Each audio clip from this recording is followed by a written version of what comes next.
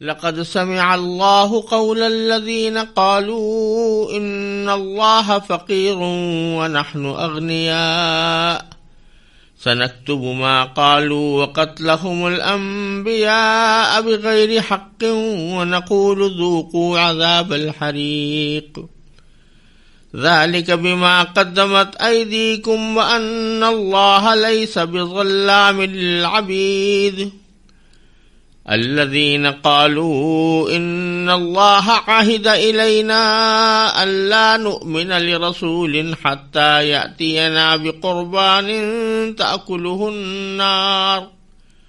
قل قد جاءكم رسل من قبلي بالبينات وبالذي قلتم فلم قتلتموهم إن كنتم صادقين فإن كذبوك فقد كذب رسل من قبلك جاءوا بالبينات والزبر والكتاب المنير۔ ان آیات کا ترجمہ یہ ہے، اللہ نے ان لوگوں کی بات سن لی ہے جو یہ کہتے ہیں کہ اللہ فقیر ہے اور ہم مالدار ہیں۔ ہم ان کی یہ بات بھی لکھے لیتے ہیں اور انہوں نے انبیاء کو جو ناحق قتل کیا ہے اس کو بھی،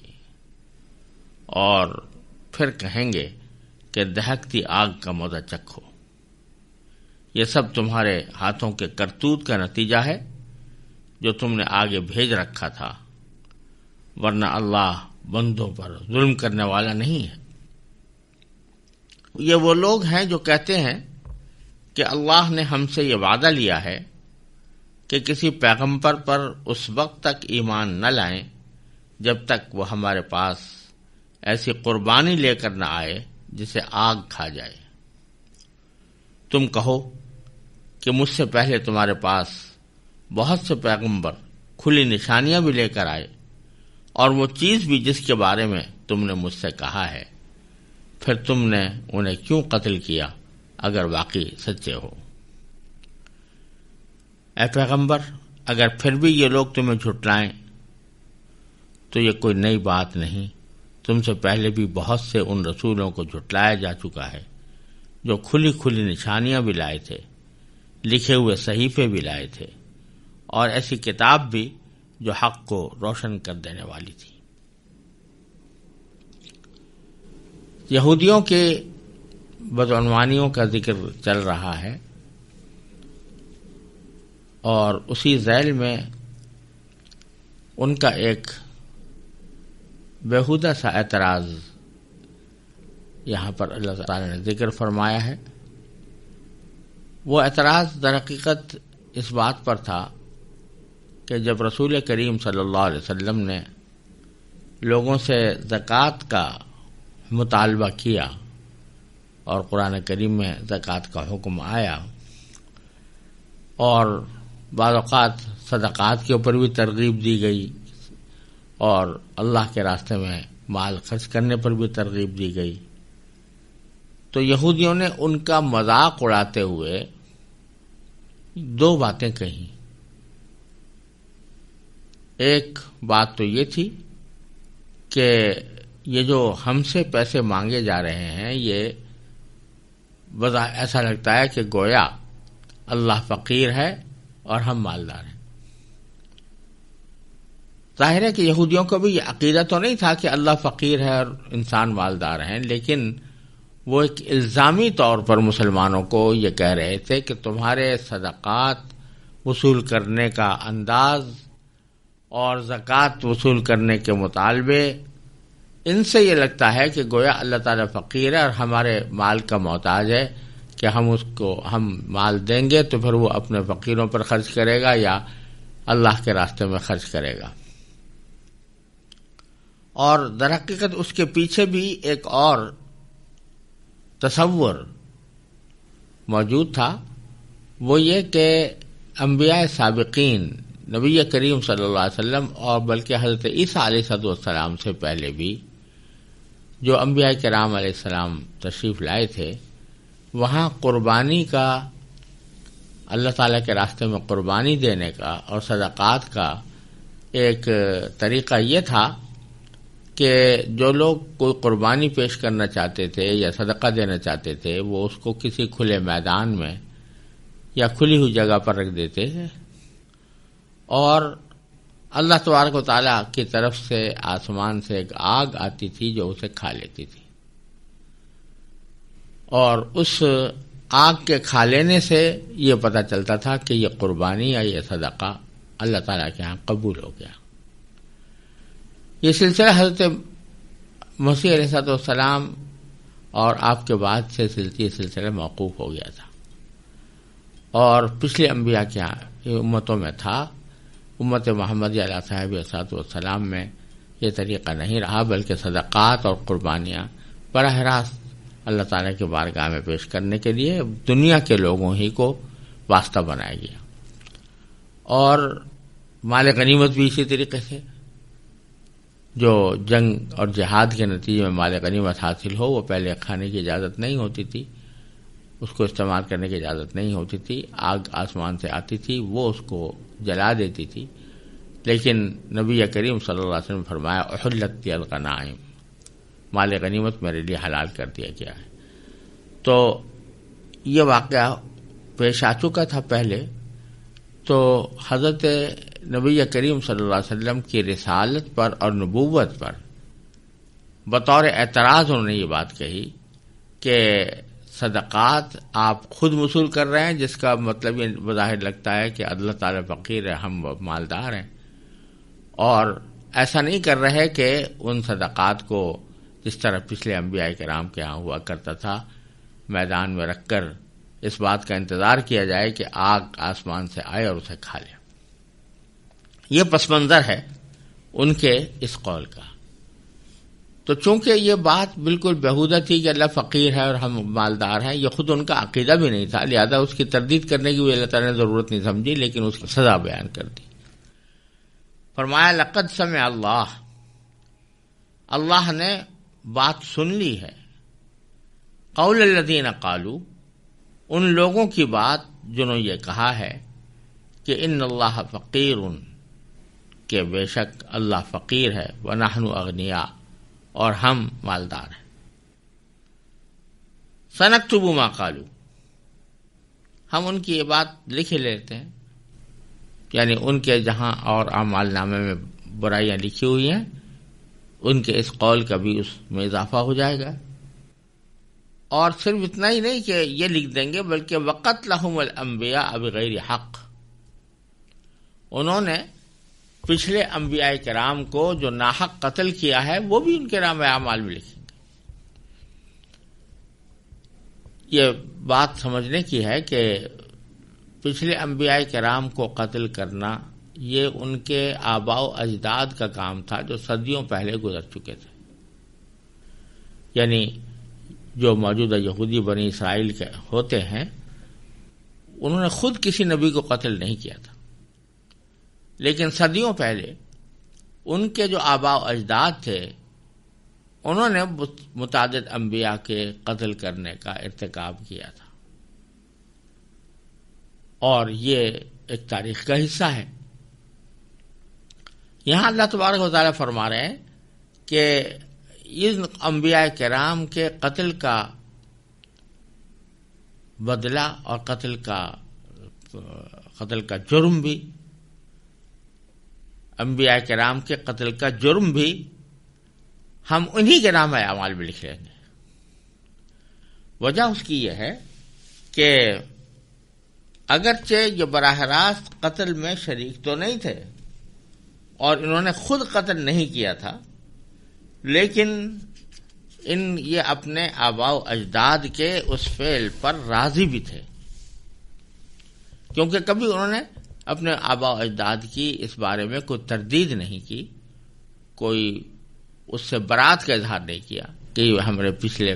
آباء و اجداد نے ہمارا یہ کام کیا تھا تو اب ہم اس سے برات کا اظہار کرتے ہیں، ایسا نہیں کیا، بلکہ اس پر راضی رہے۔ تو اس لیے وہ بھی ان کے نام اعمال میں لکھا جائے گا، اور اسی سے یہ مسئلہ مستنبط ہوتا ہے کہ کفر پر راضی رہنا بھی کفر ہے،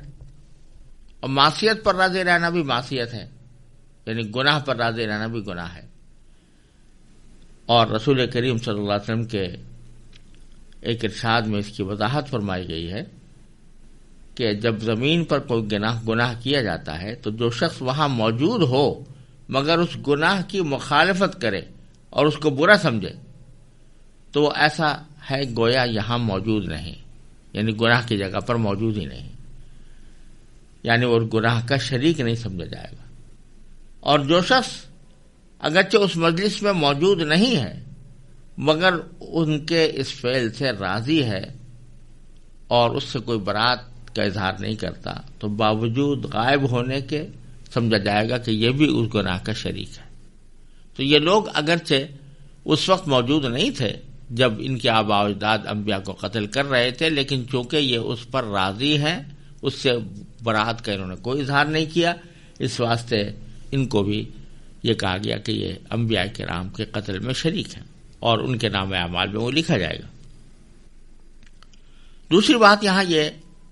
سمجھنے کی ہے کہ دونوں جملوں میں کوئی بظاہر ربط نظر نہیں آ رہا کہ ایک تو ہم یہ لکھ لیں گے کہ انہوں نے یہ اللہ تعالیٰ کی شان میں گستاخی کی ہے کہ اللہ تعالیٰ فقیر ہے اور ہم مالدار ہیں، اور دوسرا یہ لکھ لیں گے کہ انہوں نے انبیاء کرام کو ناحق قتل کیا ہے۔ حقیقت میں دونوں میں جو ربط ہے اور جس کی وجہ سے اس بات کا یہاں پر ذکر کیا گیا ہے وہ آگے آنے والی آیت سے واضح ہوتا ہے کہ انہوں نے انبیاء کرام کی صرف تکذیب ہی نہیں کی، ان کے قتل کا بھی ارتکاب کیا ہے۔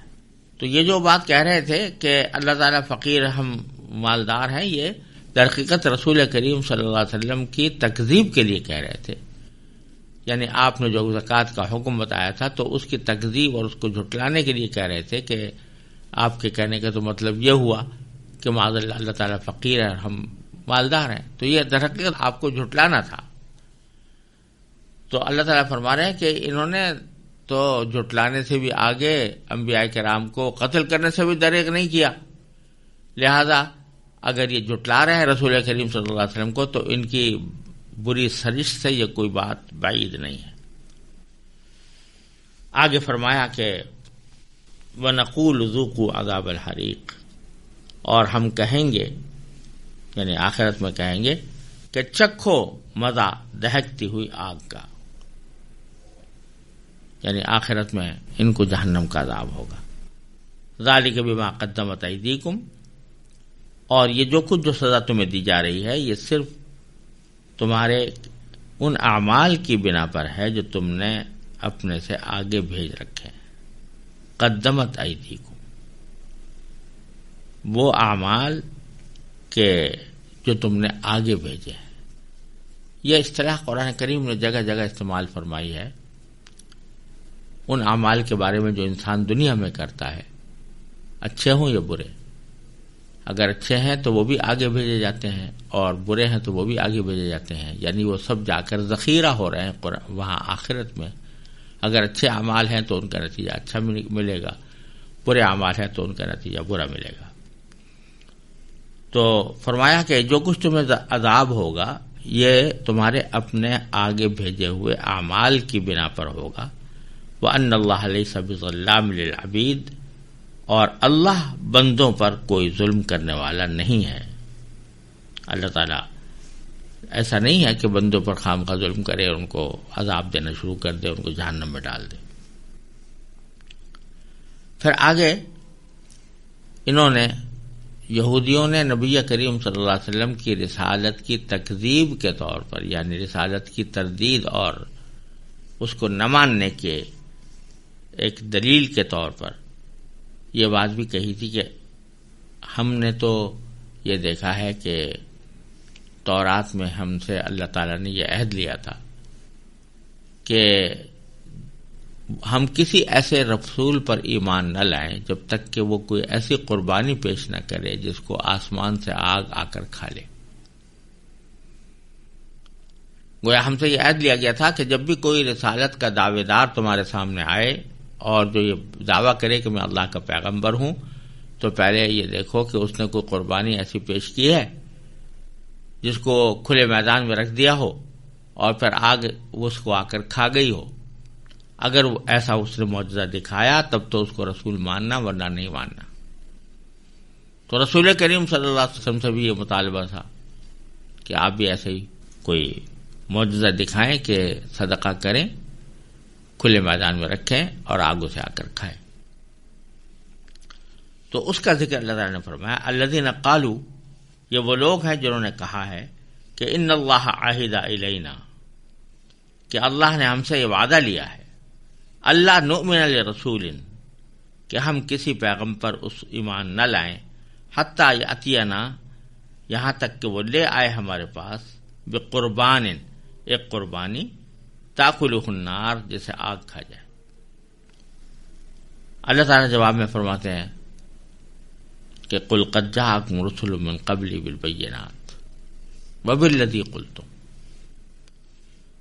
تم سے پہلے، تمہارے پاس،